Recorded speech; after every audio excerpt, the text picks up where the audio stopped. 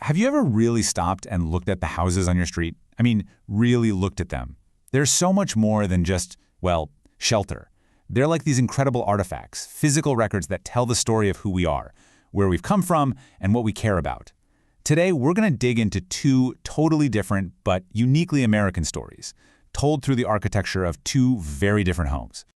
So, let's start with this vision. I mean, this is quintessential Americana, right? It's cozy, it's picturesque.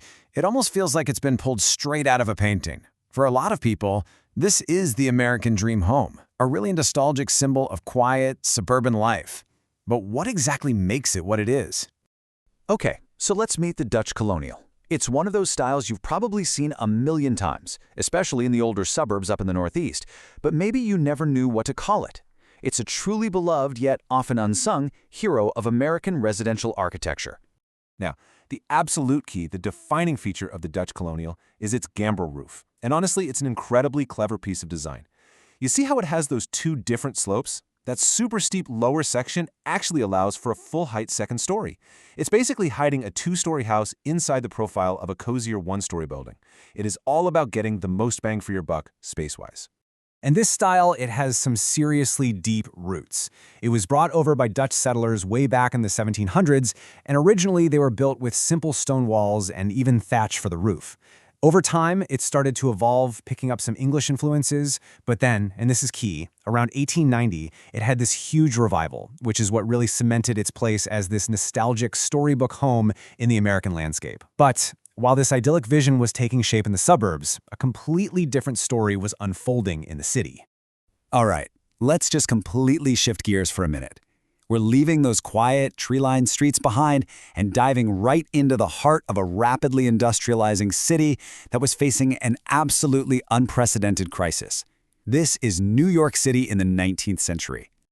So picture this. In 1811, when the city planners laid out Manhattan's famous grid, the population was just under 100,000 people. The whole plan, with all its neat little 25 by 100-foot lots, was designed for single-family homes, and at the time, that made perfect sense. But by 1860, oh man, everything had changed. Fueled by this massive wave of immigration from Ireland and Germany, the population just exploded to 800,000. That original housing plan, it was now completely, utterly obsolete. So this became the central problem, right? The city was facing this monumental challenge. You've got this rigid grid of small, narrow lots. How in the world do you house this tidal wave of new people? The answer to that question would literally redefine urban living in America. And the city's answer was the tenement. But it is so important to understand that the tenement wasn't just one type of building. It was a design that was constantly evolving over decades, getting shaped and reshaped by social pressure, incredible journalism, and some truly landmark laws. We can actually break this evolution down into three distinct eras, and each one is defined by the laws that governed how they were built, or, in the very beginning, the total lack of laws. We're going to look at the pre-law, the old law, and finally, the new law period. Okay, so let's start with the pre-law era. These were the first purpose-built tenements, and there were, and I mean this, absolutely no regulations. They often filled the entire lot, which meant you only got windows at the very front and the very back. This created these dark, totally airless interior rooms, and of course, no indoor plumbing. By 1864, the vast majority of New Yorkers, we're talking 500,000 people, lived like this. The first real attempt at reform finally came in 1879. This old law required a new design, which everyone started calling the dumbbell tenement. The idea was that this narrow little air shaft between buildings would provide some light and ventilation to those interior rooms. It was a well-intentioned idea, let's say, but the reality, very different. In practice, it was a total failure. I mean, a complete disaster. The air shafts were way too narrow to let in any real light. They usually just filled up with garbage, which blocked what little air could get through, and they did almost nothing to improve living conditions. The design was so bad that it was eventually condemned as one of the worst forms of housing ever devised. And then came a true revolution. The Tenement House Act of 1901 was an absolute game-changer. It completely outlawed that dumbbell shape. It required large, open courtyards to make sure every single room got light and fresh air. And, critically, it mandated running water and private indoor bathrooms for each apartment. This didn't just change New York, it set a new standard for housing across the entire country. This chart really sums up the whole progression perfectly. You know, when you look at light and air, we go from just front and back windows to that failed dumbbell air shaft, and then finally to a real solution with big courtyards. For plumbing, we go from shared outdoor toilets to mandatory indoor bathrooms. It's just a powerful story of learning from failure and people fighting for better standards of living. But here's the wild part.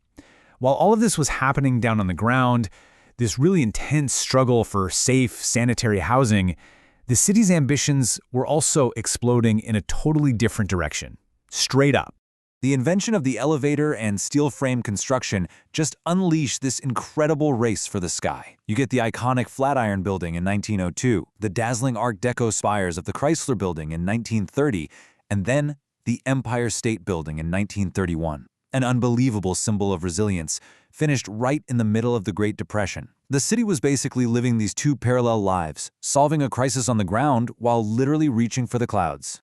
So what happens when we bring these two threads back together? You know, the idyllic suburban house and the gritty utilitarian city apartment. What story do they tell when you put them right next to each other?